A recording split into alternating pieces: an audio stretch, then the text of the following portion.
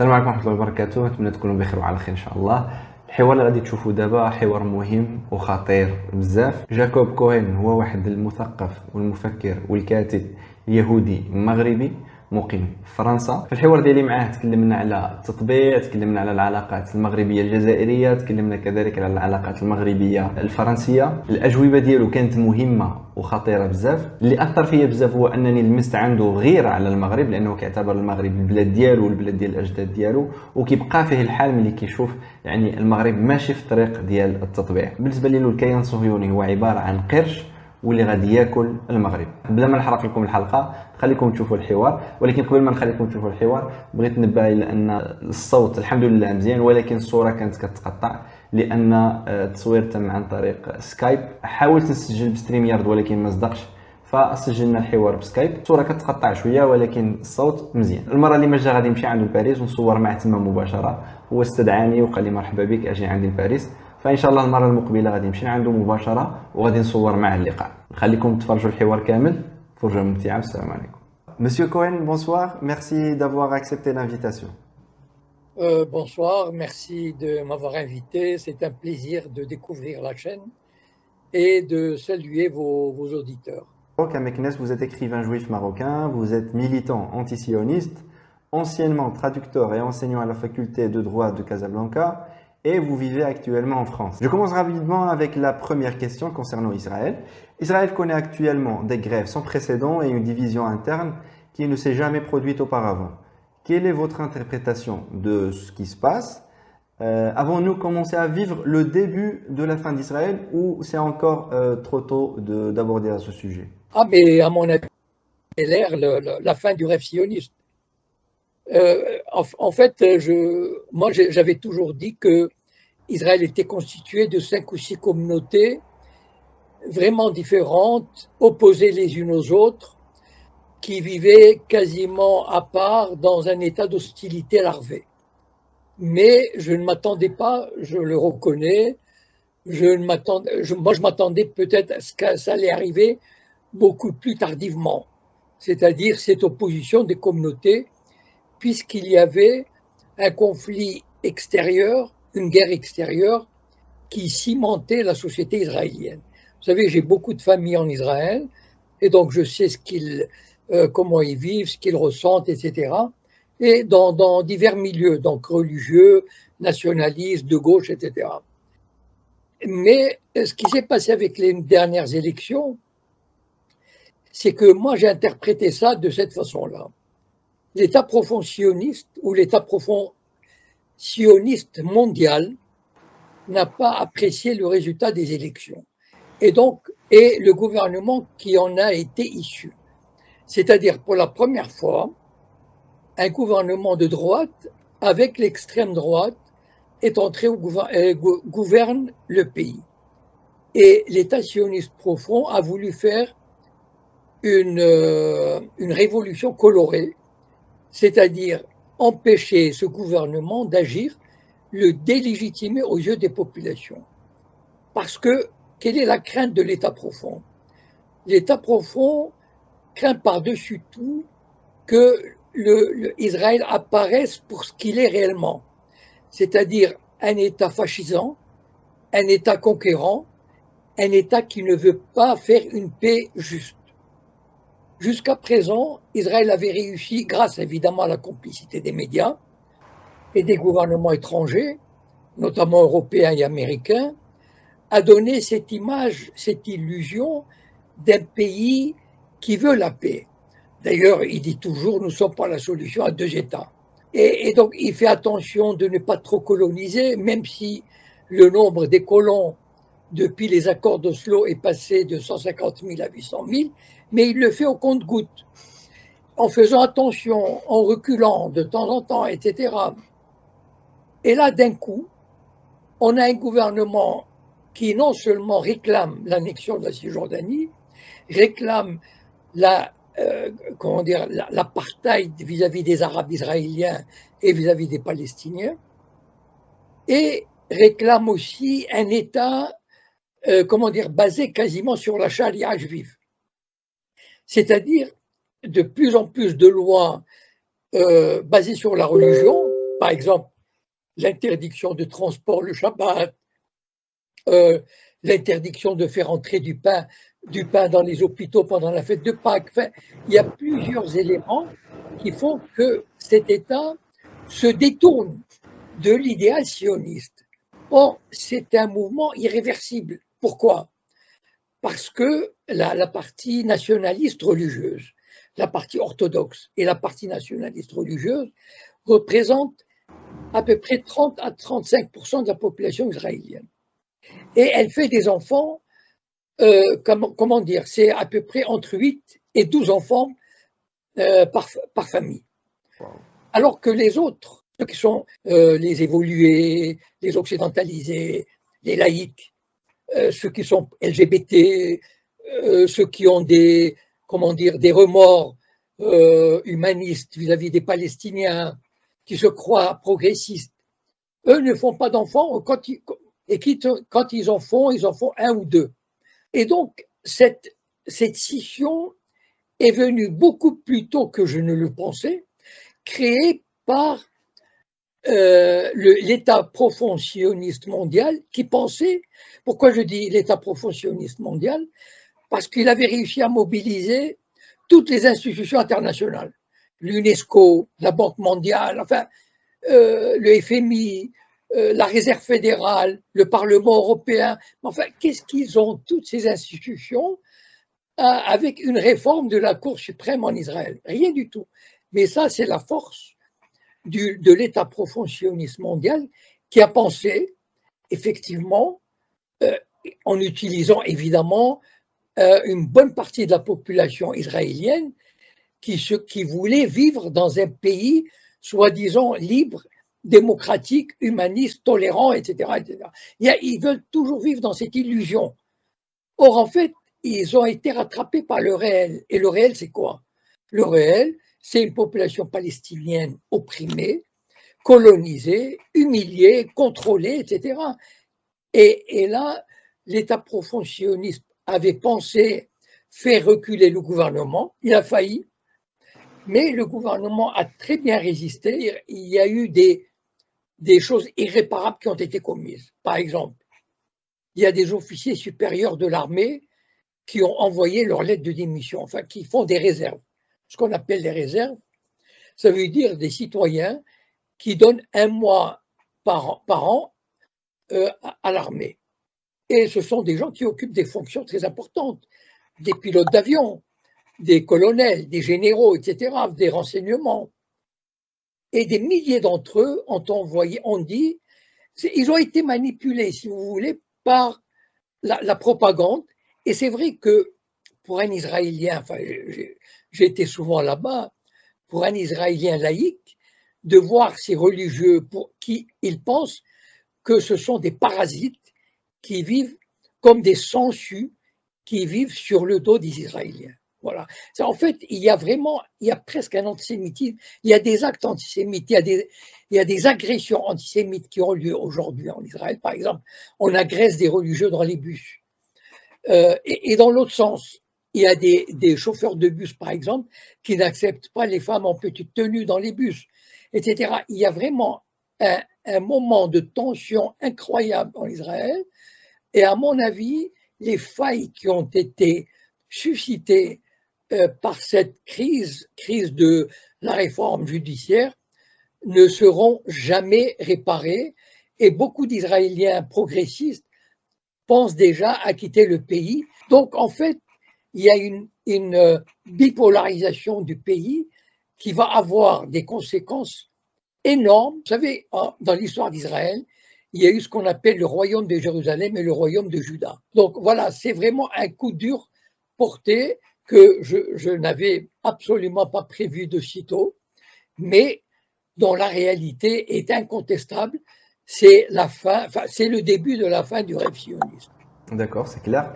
Puisque vous êtes juif d'origine marocaine et vous êtes pleinement conscient de ce qui se passe dans la communauté juive partout dans le monde et en Israël en particulier, pensez-vous que le Maroc a vraiment besoin de la reconnaissance israélienne de la marocanité du Sahara? Autrement dit, quel est l'impact de cette reconnaissance sur l'avenir du dossier du Sahara? À mon avis, je regrette de le dire, je regrette pour le Maroc, l'impact est quasi nul.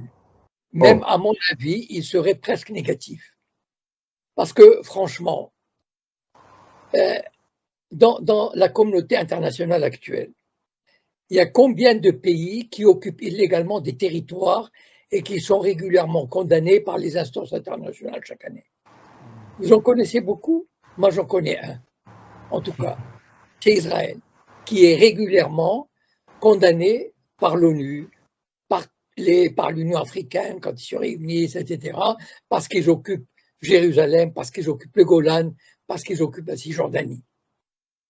Et donc, ils violent le droit international depuis 1949. La première résolution anti-israélienne réclamait en 1949 le retour des réfugiés palestiniens.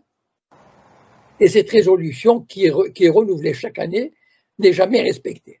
Donc, voilà un pays, le seul pays, à ma connaissance en tout cas, qui est condamné depuis 80 ans. Et donc, ça n'apportera rien du tout au Maroc. Ok, c'est un pays qui est reconnu. Il n'y a eu aucun pays n'a suivi, à ma connaissance. Il n'y a pas eu de bouleversement au niveau de la communauté internationale concernant la reconnaissance de la marocanité du Sahara occidental. Finalement, qu'est-ce qu'il a obtenu de cette normalisation avec le régime sioniste? Même la reconnaissance américaine, ce n'est pas une vraie reconnaissance. C'est un papier, c'est une lettre envoyée par Trump. Voilà. Donc, ce n'est pas le gouvernement américain qui a officiellement reconnu la marocanité du Sahara occidental. Donc, en fait, rien n'a changé. Et malheureusement, le Maroc s'est fait beaucoup d'illusions. Vous savez, on accorde beaucoup d'importance au régime sioniste. Israël, effectivement, est un acteur majeur des relations de la communauté internationale, pour sa puissance militaire, pour son génie de l'informatique, les services de renseignement, etc., sa technologie. Et donc, le Maroc, peut-être, il a pu penser que la reconnaissance d'Israël allait entraîner d'autres reconnaissances. Mais la reconnaissance, l'unique reconnaissance d'Israël, à mon avis, si elle reste isolée, telle qu'on le voit, à mon avis, elle apporterait plus d'éléments négatifs que positifs. Qu'est-ce qui va gagner l'État sioniste de cette normalisation, d'après vous? Ah, énormément. Énormément. L'État sioniste est un État de conquête militaire, de conquête d'influence, de conquête technologique, de conquête économique. Vous allez voir les requins financiers israéliens, sionistes mondiaux, israéliens et sionistes mondiaux, foncer sur le Maroc. Et ils vont les dépecer. Sur le plan militaire, Israël va installer une usine de drones, elle va avoir une armée quasiment marocaine à sa disposition qu'elle va former, qu'elle va entraîner, avec son armement à lui, à Israël, avec ses techniques, etc. Donc, elle aura mis un pied au Maroc. Et quel pied? Ça veut dire dans cette région du sud, contiguë à l'Algérie, où elle pourra quasiment, où elle aura carte blanche pour faire ce qu'elle veut. Tout un travail de désinformation, de propagande, de harcèlement vis-à-vis du voisin algérien, d'écoute, et même peut-être entraîner le Maroc malgré lui dans une guerre. Donc en fait, pour Israël, c'est tout bénéfice. Les Marocains, ils ne savent pas avec qui ils ont affaire. C'est incroyable. Mais les sionistes, c'est les pires requins du monde. Les Américains à côté, c'est presque c'est des enfants de cœur. Si on connaît un peu la mentalité sioniste, il n'y a pas pire raciste qu'eux, il n'y a pas pire anti-arabe qu'eux. Je vous assure, enfin, moi, je n'arrive pas à comprendre comment des élites arabes peuvent croire dans la bonne foi des sionistes. Ils sont viscéralement, enfin, viscéralement, ils sont dans leur ADN, ils ont la haine de l'arabe, le mépris. J'en sais quelque chose, enfin, Je suis allé 10 fois là-bas. Enfin, j'ai ma famille là-bas, j'ai des amis, etc.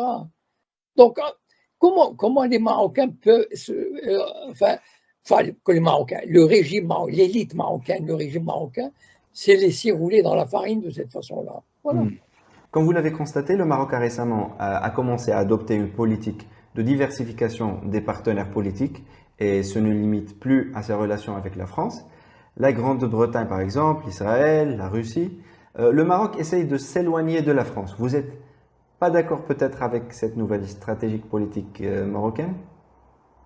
Ah non, non, si, moi je trouve que le Maroc fait bien, a bien fait d'ailleurs D'accord. de diversifier ses relations. Au Mhm. contraire, vous savez, la France, il ne faut pas non plus lui faire trop confiance. Hein. Vous savez, regardez la France, comment elle a continué son colonialisme, son impérialisme en Afrique.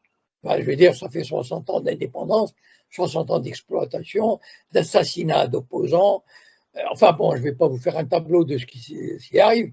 Donc, je veux dire, non, la France, c'est enfin, comme tout pays colonialiste qui a une mentalité coloniale, la France a beaucoup profité, a exploité à fond, allant même jusqu'à faire assassiner des opposants, installer des dictatures, manœuvrer pour des coups d'État, etc. Enfin, regardez ce qui s'est passé au Tchad, enfin, au Burkina Faso avec l'assassinat de Sankara. Enfin, donc, le Maroc avait intérêt à prendre ses distances avec la France. Bon. Mhm. D'ailleurs, le Maroc a fait beaucoup d'efforts pour s'ouvrir vers des pays africains. Le Sénégal, la Côte d'Ivoire, etc., a voulu s'ouvrir aussi du côté de l'Inde, de la Russie.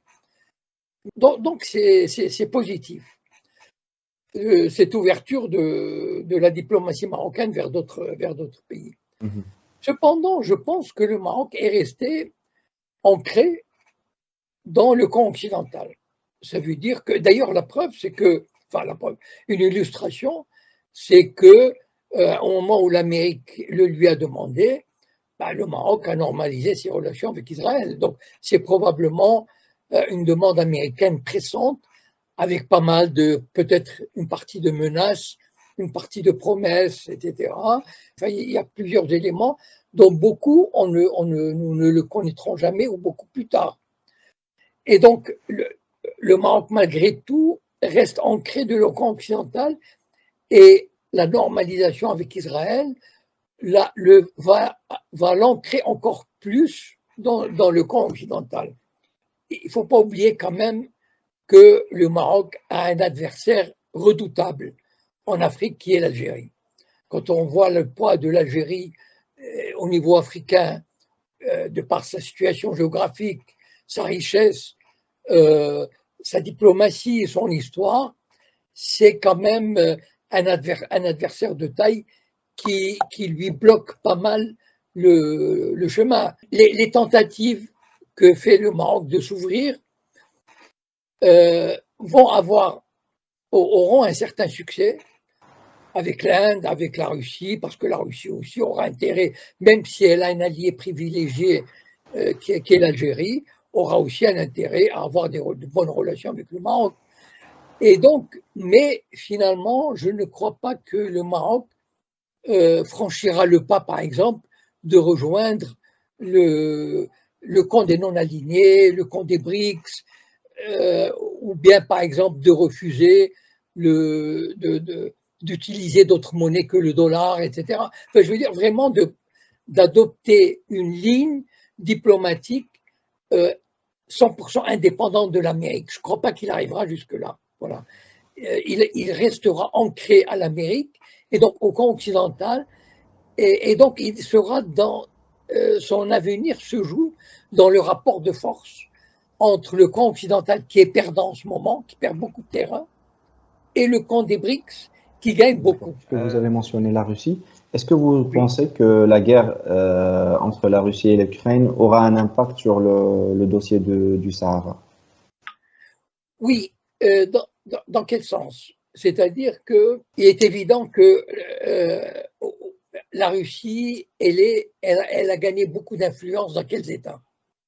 Tous les États, enfin, le Burkina Faso, le Mali, le Niger, la Guinée, l'Algérie, etc., qui sont anti-français, anti-occidentaux. Et donc, comme tout à l'heure, j'avais dit que le Maroc se situait dans le camp occidental, il est évident que la victoire de la Russie, enfin, la victoire inéluctable, qui est déjà, que l'on voit se profiler déjà d'ailleurs. Enfin, je veux dire, Ah d'accord. donc il n'y a pas, enfin, il y a même pas à discuter. On peut discuter de l'ampleur de cette victoire. Voilà. Est-ce que la Russie ira jusqu'à Odessa, etc., etc. Mais il est certain qu'un cinquième de l'Ukraine est déjà perdu pour l'Ukraine, même sur le plan économique. Il y a un média, Bloomberg, qui est quand même un média américain. Il a publié il y a quelques jours. Il a dit que en une année, la Russie s'est enrichie de 600 milliards de dollars. La Russie en guerre à qui on a voulu imposer des sanctions, d'accord? Alors que l'Amérique a perdu plus que 600 milliards. Donc vous voyez déjà, même sur le plan économique, la Russie est en plein boom, avec l'alliance de la Chine, etc. Donc les BRICS et leurs alliés sont en pleine euphorie, en pleine expansion. Et donc, comme l'Algérie est un des éléments clés de cet élément-là en Afrique, est évident, personne ne voudra, et comme il faut lui faire de la peine à l'Algérie, en reconnaissant la marocanité du Sahara, ou bien en favorisant une solution, qui serait plus ou moins une porte de sortie honorable pour le Maroc, c'est-à-dire une autonomie pour le Sahara occidental, mais sous la direction marocaine. Voilà. Et donc, l'Algérie ne lâchera jamais le morceau, et ses alliés ne voudront jamais la lâcher. Monsieur Cohen, je vous laisse le soin d'adresser un mot de clôture aux Marocains, qu'ils soient citoyens ou élites. Écoutez, moi, enfin bon, évidemment, j'ai vécu quand même plus de 30 ans au Maroc. Bon, et donc, ça me fait mal au cœur de voir mon pays, le pays en tout cas de mes parents, de mes origines. Vraiment, c'est faire une politique qui le desservira à long terme. Il n'y a aucun profit à tirer d'une alliance avec le sionisme, vraiment. Le sionisme a toujours été l'ennemi du monde arabe. Le sionisme a été créé, un de ses buts a été de contrecarrer toute évolution du monde arabe vers le progrès, vers le socialisme, vers l'indépendance.